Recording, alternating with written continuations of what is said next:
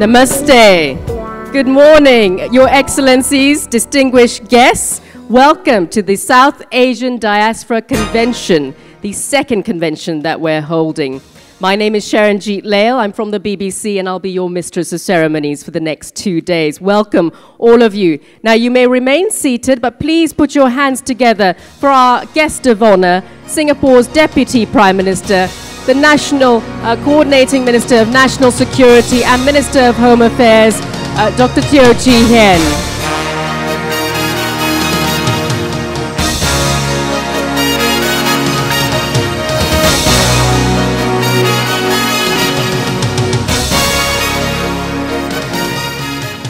A very warm welcome to all of you and good morning again.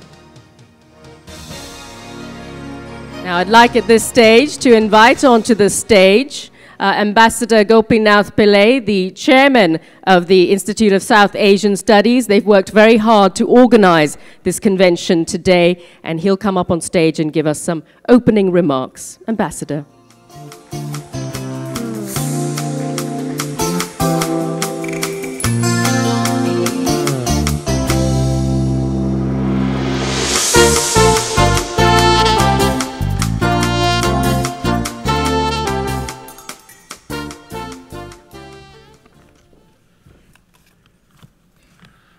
Good morning, Mr. Teo Chee Hean, Deputy Prime Minister, Minister for Home Affairs, Republic of Singapore, the Chief Minister of Assam, Honorable Mr. Tarun Gogoi and Mrs. Gogoi, Excellencies, ladies and gentlemen. On behalf of the Institute of South Asian Studies, I welcome you all to this second South Asian Diaspora Convention. South Asia as an entity existed under different names since time immemorial. We are in fact revisiting an ancient reality. The Persians of old used to call this area Hindustan. It had nothing to do with the Hindu religion. It was the mass of land east of the Indus River. The word diaspora was first used in reference to Jews dispersed among the Gentiles. In the last 2 decades, the term has come to describe people who have settled outside their country. The most important usage of this term has been in reference to Chinese diaspora and Indian diaspora. They are the world's largest diaspora groups. In articulating the concept of South Asian diaspora, ISAS has moved beyond country-specific references to the use of the term for an entire region. Normally, you talk about country diaspora, Indian, Chinese, and so on. We are talking about a region. We are conscious of the fractious nature of the relationship between the countries of the region and the complex dynamics that exist. But there is also a common thread, a cultural thread that goes through the various countries in the region. The first South Asian Diaspora Convention, SADC, in 2011 was a trial balloon which attracted considerable attention. It encouraged us to engage in constructive and deep research on the regional diaspora. The publication of 2 books by ISAS on the political economy of South Asia and diaspora, and the path-breaking research on the effect of diaspora remittances on their home countries are some of the work that we have done so far. The South Asian diaspora, which according to economists have an economic base in excess of $1.3 trillion US dollars, has potential, if nurtured carefully, to become a formidable force with the passage of time. ISAS does not claim proprietary rights on this concept. The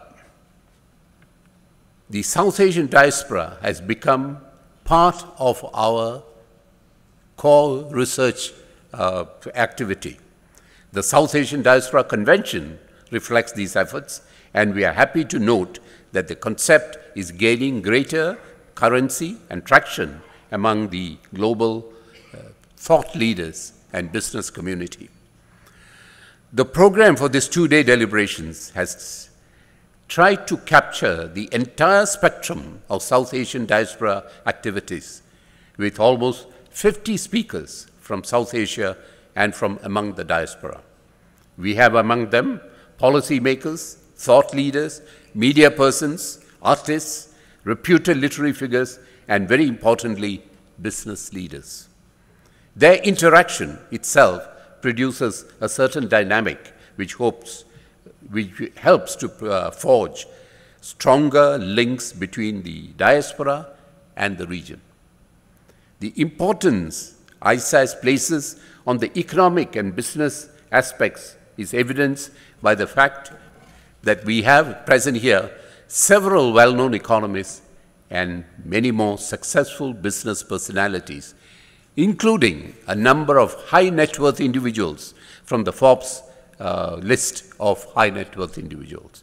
I take this opportunity to thank them for coming and participating in this program. The program has several other unique items. We have a segment, for instance, that deals with land connectivity between Indian subcontinent and Southeast Asia. In connection with this, I'm very happy to welcome the Chief Minister of Assam, Mr. Tarun Gogoi and Mrs. Gogoi, who is here with a delegation to participate in the convention. I think the Chief Minister is giving a clear signal to the world that the northeast of India is open for business. I also welcome the Secretary General of FICCI, who is accompanying the Minister. We also have a delegation from Confederation of Indian Industries, led by its President, Mr. Gopinath, and they are holding an India Symposium in conjunction with our convention.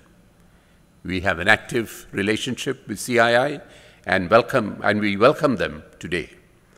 We are indeed honored that later in the day we have the Honorable Finance Minister of India, Mr. P. Chidambaram, as a guest speaker, talking on the subject of the opportunities and challenges of diaspora investments in India.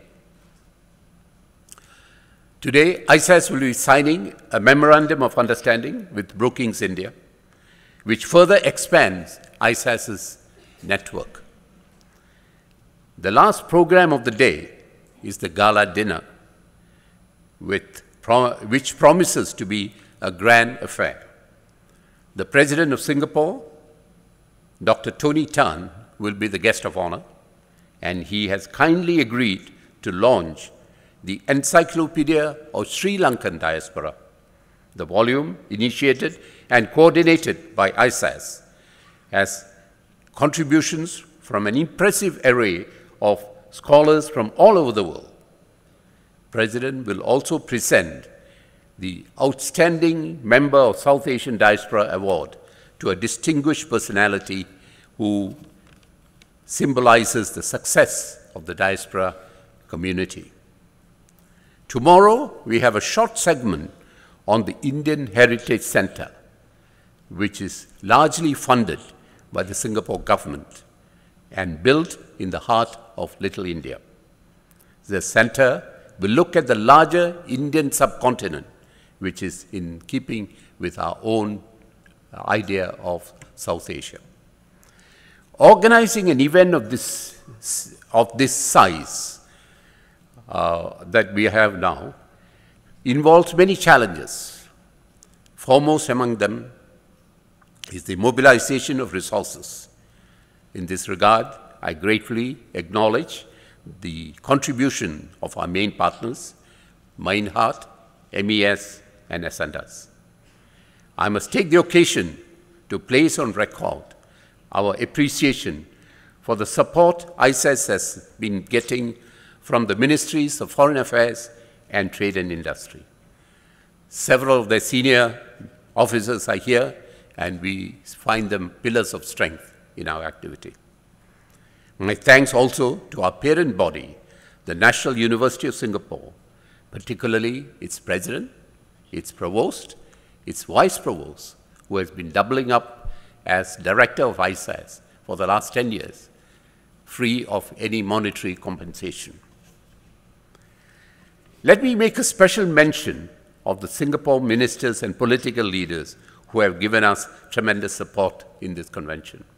First, let me thank DPM Teo, who is also Minister of Home Affairs, for being here to inaugurate this convention.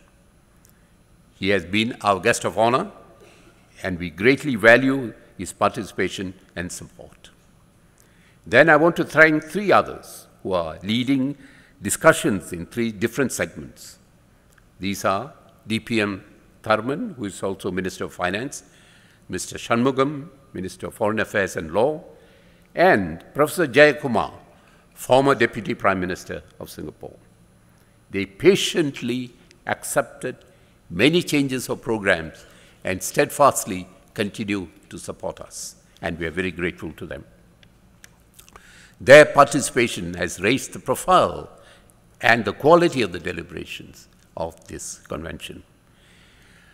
Finally, I want to thank my colleagues on the staff and my service providers for most of all tolerating a very acerbic chairman who is quick to fault and slow to compliment. I see some approving nods at the back. That's not good for you. But you will be comforted that if we do achieve a small level of success in this convention, it is due to your hard work, and I'm very grateful to you. As we look ahead at the future, we are clear and certain about the SADC continuing to remain a major event for ISAS, and the South Asian diaspora continuing to remain a core area of work for ISAS, where the Institute will continue to provide intellectual leadership. As a program and a long-term project, the SADC is still evolving. We will continue to fine-tune and expand it, and we look forward to receiving your valuable suggestions in this regard. Once again, I want to thank the Deputy Prime Minister for being here, and I wish to thank all the speakers, delegates, and participants for being here today.